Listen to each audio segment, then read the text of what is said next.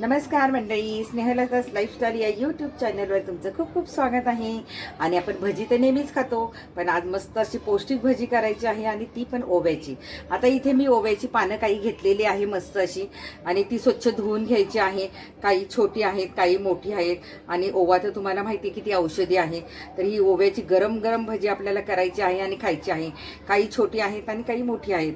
तर आता ओव्याची पानं ही सगळीकडे मिळत नाही, तर काय करायचं, ओवा घ्यायचा आणि आपल्या कुंडीमध्ये तो लावायचा, पाणी घालायचं, छान ओव्याची झाडं येतील आणि मस्त असा औषधी ही ओव्याची पानं आहेत. आता आपण पटकन भजी करायला घेऊया. आता बघा, बाऊल घेतलेला आहे, त्याच्यामध्ये आपल्याला डाळीचं पीठ घालायचं आहे. तुम्ही जेवढी भजी करणार त्याप्रमाणे भजीचं पीठ घ्यायचं आहे. तुम्हाला थोडं तांदळाचं पीठ घ्यायचं, म्हणजे भजी छान कुरकुरीत होतात.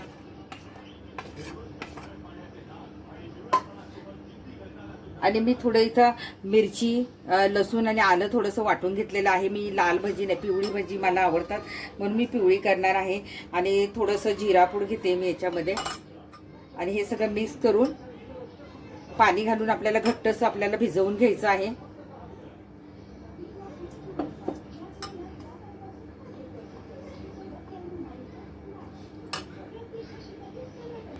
आता बघा, मी मिक्स केले. चिमूटभर आपल्याला हळद घालायची आहे, जास्त नाही घालायची, चिमूटभर हळद घालते.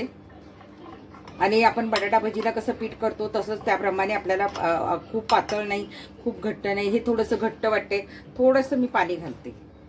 आणि आता आपल्याला थोडंसं मीठ घालायचं चवीनुसार.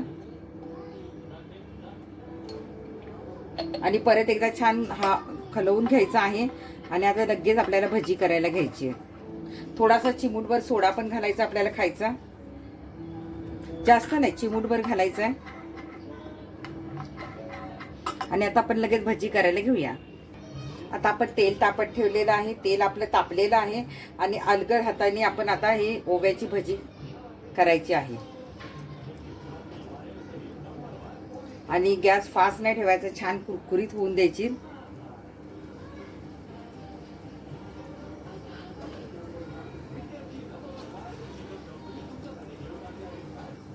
जेवढी बसतील तेवढी आपण करून घेऊया.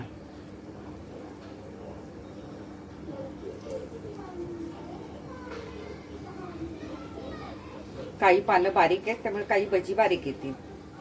आता यांना छान आपण होऊन देऊया.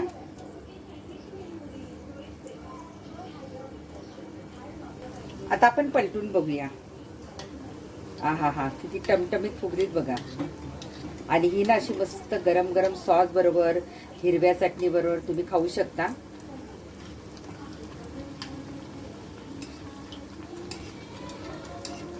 आता तुम्हाला सांगते मी, जर तुम्हाला अशी नसेल खायची, अशी पानांची अख्खी, तर तुम्ही पानं लांबट लांबट कापू शकता. आणि कांदा वगैरे घालून त्याच्यामध्ये ती पानं घालून कांदा भजीसारखी तुम्ही करून घेऊ शकता. तुम्हाला अशी गोल नको असेल तर कांद्यामध्ये कांदा लांबट चिरून त्याच्यामध्ये पानं टाकायची चिरून, आणि कांदा भजी मस्त अशी जशी करतो ना तशीच करून घ्यायची. आता ही आपण गोल केलेली आहे बटाटा भजी सारखी. आता ही छान झालेली आहे आपली दोन्ही साईडनी. आता आपण काढून घेऊया.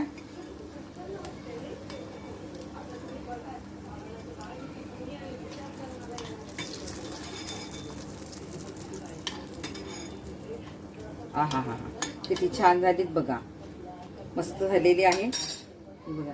जशी जेवायला बसायचं असेल त्यावेळी अशी गरमागरम काढायची मस्त अशी. आता अशीच मी सगळी करून घेते. ही बघा, छान आपली ओव्याच्या पानांची भजी झालेली आहे मस्त. आणि मी तुम्हाला एक हे करून दाखवते. आपण आता सॉस बरोबर किंवा हिरव्या चटणी बरोबर कशाबरोबर पण खा, पण ती गरम गरम खा. बघा किती सुंदर दिसत आहे बघा, आतमध्ये ओव्याचं पान आहे. हा बघा. आता मी सॉस बरोबर खाणार आहे, चटणी नाही आहे तर सॉस बरोबर खाणार मी. आता ही सॉस बरोबर खाते. हा खूप मस्त झाली. ती सॉस बरोबर खूप छान लागते.